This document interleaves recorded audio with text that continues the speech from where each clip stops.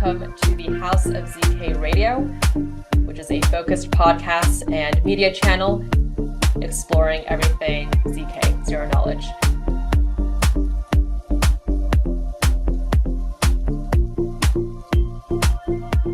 I'm Alice, host of House of ZK, and I'm joined here with Franklin, who is a research engineer at Lagrange. Very excited to have this conversation today with you, Franklin. Yeah. Hello. Thank you for having me today here. Yeah, thank you. I'm wondering, Franklin, if we can first get an intro of you, how you got involved into the ZK space, and then also your journey into Lagrange. Yeah, sure thing. So I have, let's say, chaotic background because before working in ZK, I was working in academia in genetics, bioinformatics, which is quite a faraway field. And after I decided to drop at some point from academia for many, many reasons. And I had very good friends of mine who were working at Consensus. And that's how I got my first introduction into not only the Web3, but the ZK world as well. When I came here at Consensus, I started working on the linear zkL2 rollup. And then I left after a year and a half to work with Lagrange and the ZK coprocessor. Great. Yeah, and for Lagrange's, in terms of their recent developments, recently you guys announced that for the ZK Prover network, it's now extending compatibility to rollups.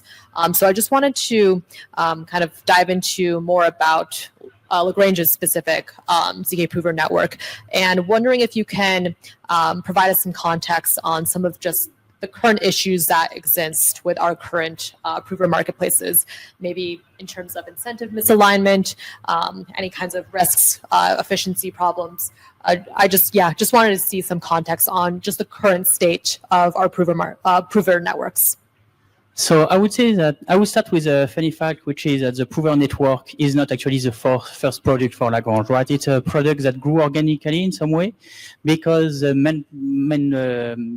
main product at the time was the ZK coprocessor, right? But the ZK coprocessor only works when you generate large amounts of proof, because we have to index the blockchain, because we have to run SQL queries, and so on and so on.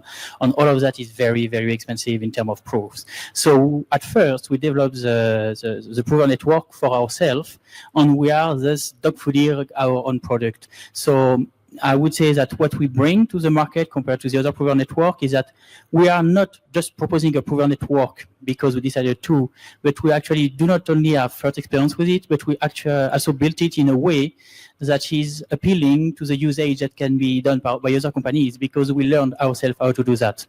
When it comes down to incentives, I would say that the main discriminating point of our network is that it is completely proof system agnostic, because we are not selling a proof system like other prover network are doing, right? We don't really care. We don't have our own proving system. We are just reusing Plonky 2. We are working with other companies who are using other proving systems. So yeah, I would say that first, we have first-hand experience in proving network usage, then the agnosticity when it comes down to the proving system. Got it. Yeah. And on that point of kind of the extensibility in terms of the compatibility with the proving systems that you guys kind of extend to, wondering if you can talk about how that affects the end developer's experience, say for those that, are building an application that maybe one proof system is more suitable to use than the other. But when using Lagrange, since you guys are compatible with a variety of different proof systems, this opens to many other projects being compatible as well. So wondering if you can talk more about how you guys are contributing more to that developer experience. Well, I think you answered the question yourself, right? We are still in a point in the history of ZK where there are many, many, many different proof systems. We don't have a complete winner that emerged, right, for many reasons. It can be performances, it can be the, let's say, flexibility of the system, and so on and so on. So different users will choose different proving system depending on their insider knowledge, on their requirements, their experience, and so on and so on. On this, proposing a proving system where people can actually deploy the proving system that they need, that is the best fit to their need, is of course something that we are very proud of. Absolutely. And just on a comparison between monolithic and modular prover networks, very curious to hear your thoughts on the limitations for these monolithic prover, like traditional monolithic ZK prover networks that use these single gateway models, as opposed to Lagrange's design, which is more modular and can enable some more features like with customizable standards as well? That's a very interesting question, and I would say, as many questions in engineering, it's a question of compromises on balance, right? So there is not a clear-cut winner between a centralized and a decentralized proving system. A centralized proving system will, of course, have performance advantages because you will be able to collocate all of the machine, you will be able to collocate the data, you will save a lot in storage round trip, in network round trip, and so on and so on. So to put it in a nutshell, it will go faster. But the good thing with a decentralized proof network is, first, you can adapt to the requirements of your customers. You can change, for instance, the payment token. You can change the rule to entry for the operators and for the provers. You can change the rules for the task distribution. You have many knobs and bits that you can tune to your requirements. You have also more reliability, more redundancy, because you will be working with many people working in many places. So even if one data center or one compute center is falling down, you will still have some other in the world that will still be working. So yeah, it's really a question of balance, and whether one or the other is better will definitely be depending on your use case. Definitely dependent on use cases, and you can Absolutely. see like kind of both being maybe prevalent towards the future, but depending on kind of the user's needs and how they kind of navigate through the trade-off plane. Absolutely. You can see something similar in, let's say, more classical Web 2, where some companies prefer to work with self-hosted hardware from the beginning to the end, and some of them prefer to delegate to the cloud, depending on their needs. Absolutely.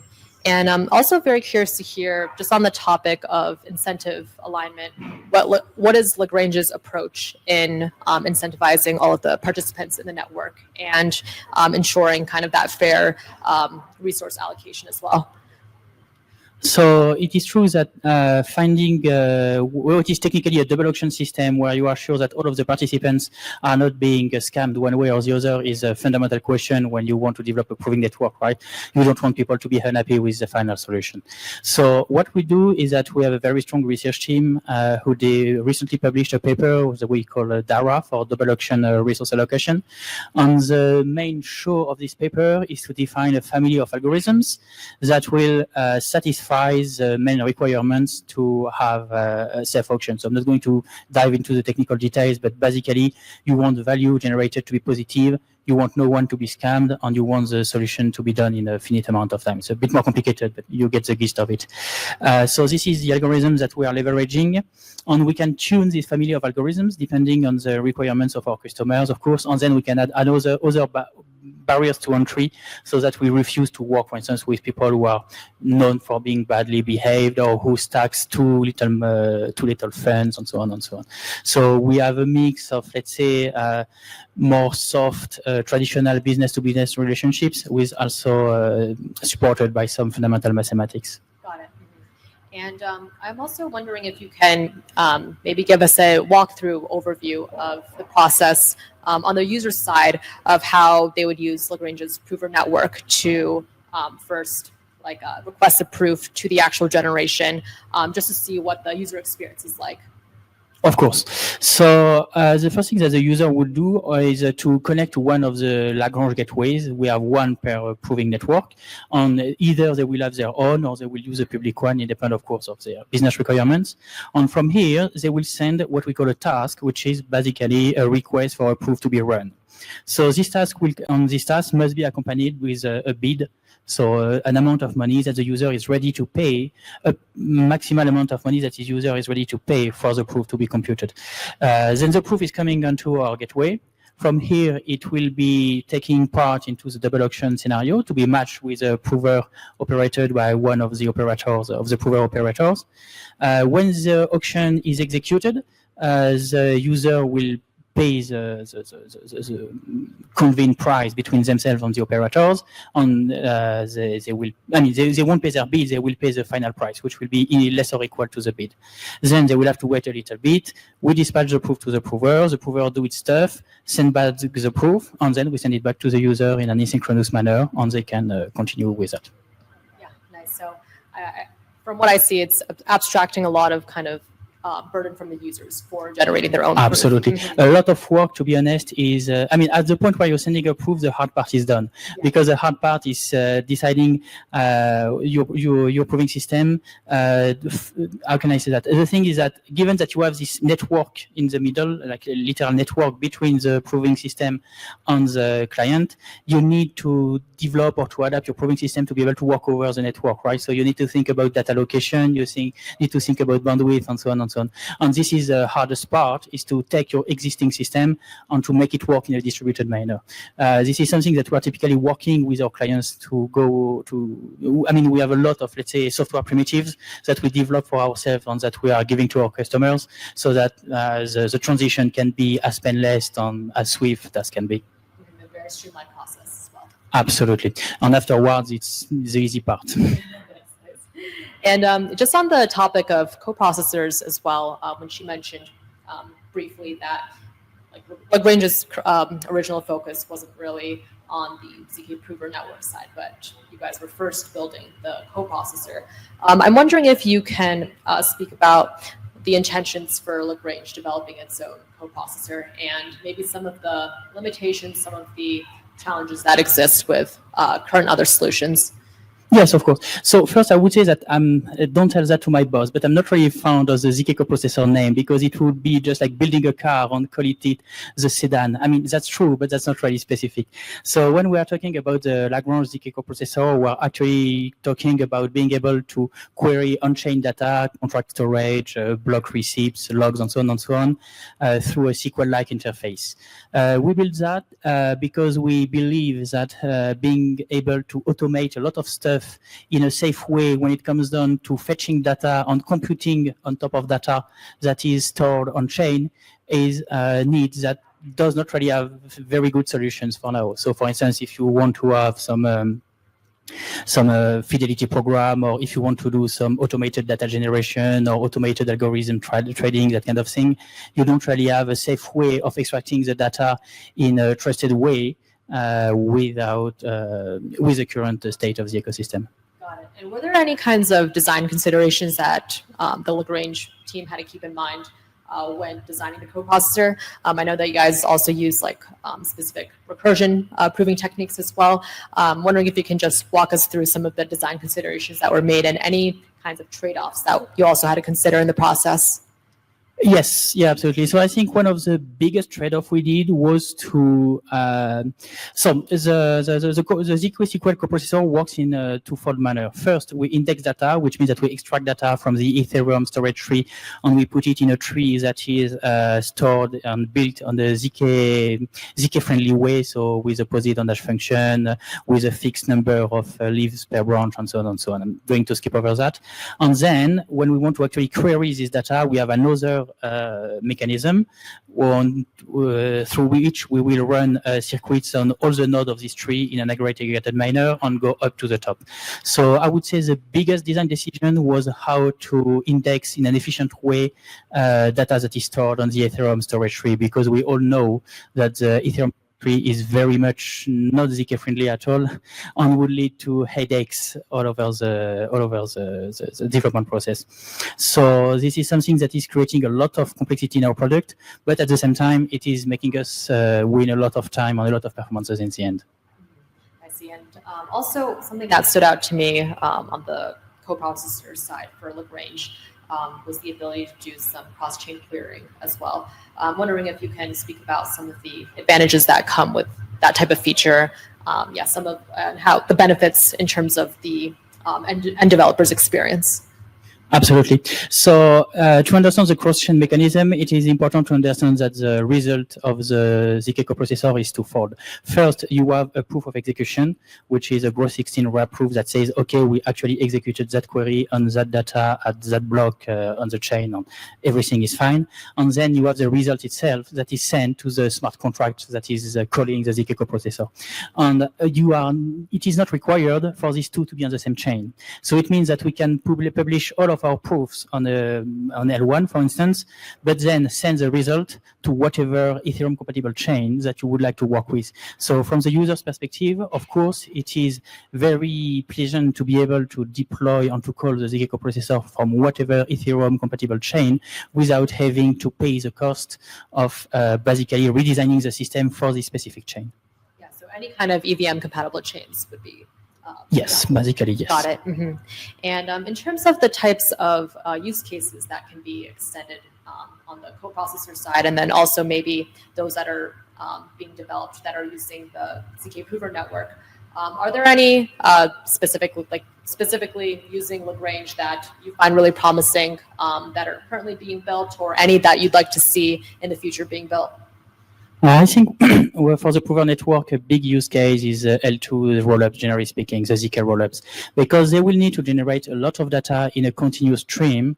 But the problem is that these companies do not necessarily want to become hardware company and be the one actually maintaining the prover fleet, paying for the prover fleet, fixing the prover fleet when they break down, and so on and so on. So being able to delegate all of that work to us is for them a lot of money saved on the long term. So I would say this is in some way a cloudization of the Web3 zk rollups.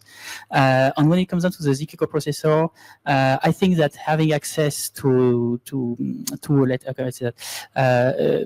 a strict formatted way to access all of the data that is on the blockchain is useful in many, many cases. You can think, for instance, we are working with people who are working on fidelity programs that are completely automated because they are just examining the transactions that have been done by the user, and when they reach certain thresholds, then they have some perks depending on the business requirements.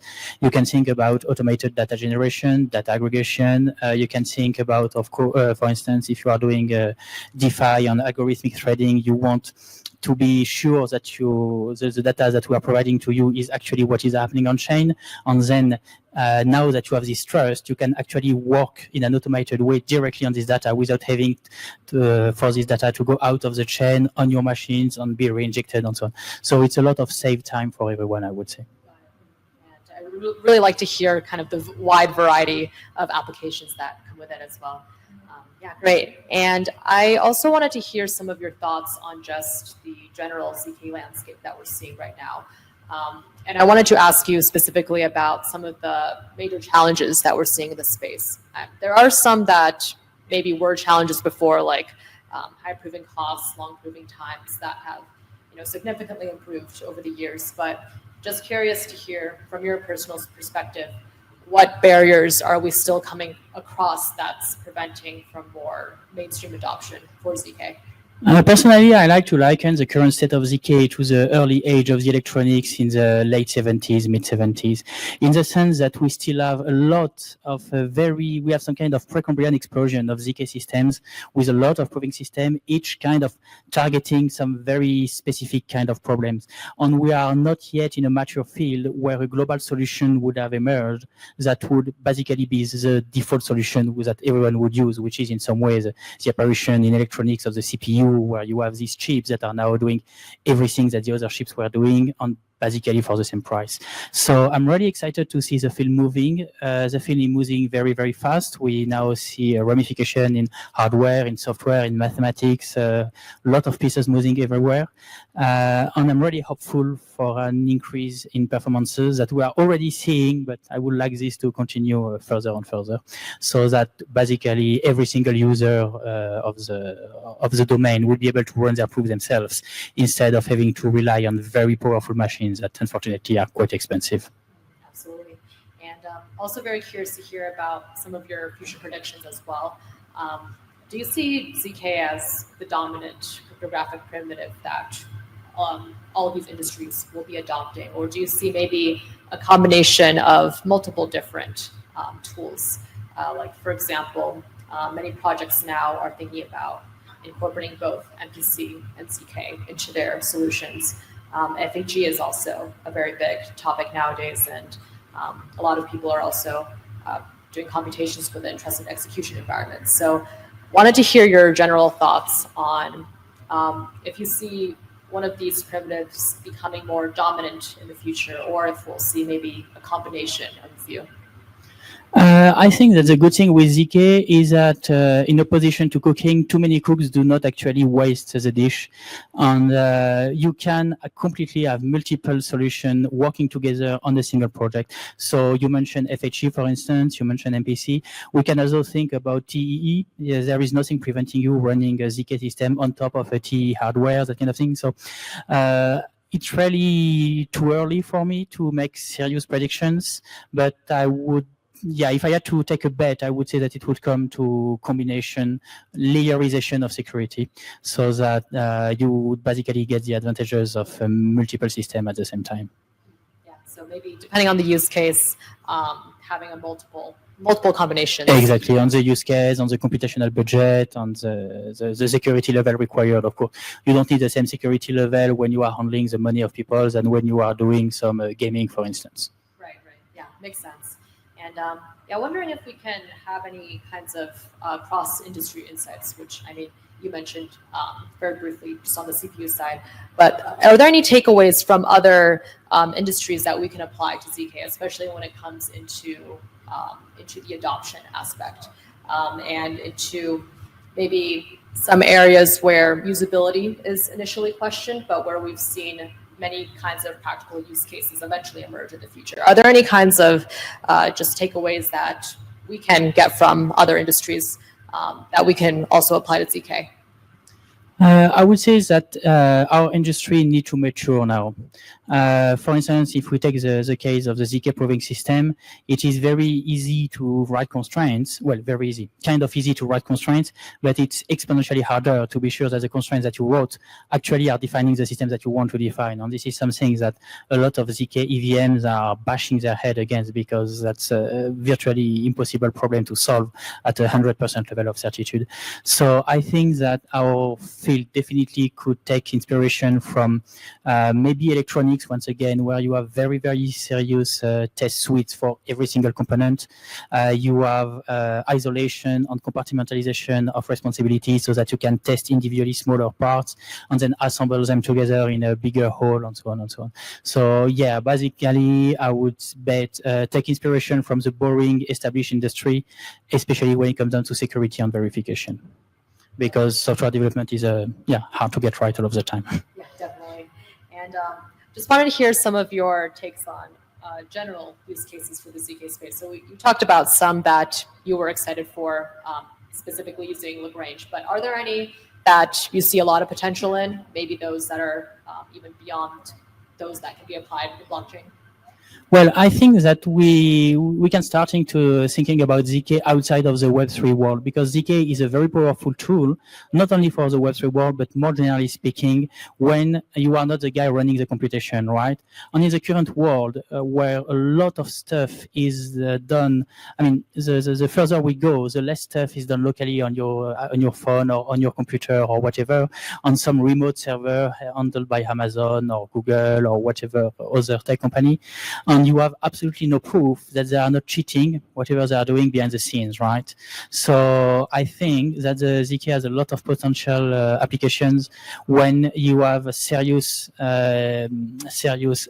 security consequences if something fails. You can think, for instance, about voting. You can think about handling of ID papers, of handling of state procedure, all that kind of stuff, where you really need to trust the server doing the job, that it is not cheating and is actually not trying to lie to you. Yeah, absolutely. And I think it's really important to remember that zk is not just for Web3, not just for blockchain. That's just the first use case, but really can be applied to anywhere where you need a proof of compute. So lots of different applications that we can expect. Absolutely, and you can think, for instance, about machine learning, where now you have people trying to mix the two together, completely outside of the Web3 world, but just to run a network, neural network, and have a proof that the neural network that you run is actually running the way that you expect it to have. Definitely. And just on Lagrange's side, I'm wondering if you can speak about the vision. So how did it evolve over time, or maybe if the vision stayed consistent since when you first joined? Wanted to hear more about maybe some things that we can expect later down in the roadmap, how that ties into Lagrange's overall vision. So Lagrange overall vision, I would say, is globally facilitating the use of the zk technology globally, mostly in the Web3 world, but not necessarily. So our first project, the zk coprocessor, was exactly that. We wanted people to be able to work with on-chain data in a very easy way using a language that most developers know at least the basics. Then we realized that it was a big barrier to entry for companies to have to handle all of that hardware costs on all these requirements in reliability and in redundancy when they're running proof. So we started spinning out this new product to help these companies scale, basically, because they don't have to bother about the nitty-gritty details and they can focus on their business use cases. They can save money and save salaries to focus on their core business. And now, so I would say that definitely our focus is to ease the use of zk and to scale up the use of zk in the domain. Yeah, absolutely. I think that's really a common vision for many of the zk projects today, where users don't really even have to think about kind of the burdens of using zk, but instead they can focus on building their own application, focus on the business logic behind their application. Exactly. That's what you can see, for instance, what you could have seen 10 years ago when 20 years ago even, when the first cloud services started to come in. And the idea was, okay, we have these companies that have ID, but they don't want to be system administrators. They don't want to know the nitty-gritty details of Linux or Windows IIS or whatever. They just want to make their business work. And I think that this is where we are headed right now. Absolutely. And just as a last question before we close up today's interview, I'm wondering if you have any announcements to make on Lagrange's behalf, or if you have any kinds of announcements specifically to any developers in the audience who want to get more involved. Well, I would say I would have two. I'm not sure if they are announcements because they are not secret and I'm not going to reveal them. But the first thing is that the testnet of the zk processor, the first one, has been opened a couple of days ago. So if you guys want to start working on SQL on the blockchain, that you are more than welcome to come and test it. And the second one is that we are starting to explore the zkML space, like I mentioned. So we are establishing cooperation. We are working on optimization of existing method to see how much of an untapped tank there is of optimization and speed gains that could be developed, and see where they could bring the field in the coming months or years. Great. Yeah, so a very exciting time, lots of new developments. So hopefully everyone in the audience keeps engaged and keeps up to date with all of this. But I really appreciate you for coming in today and for all the insights on what Lagrange is doing, both on the prover network side and then also on the coprocessor side. Well, thank you for having me and for planning all of that. Yeah, thank you so much.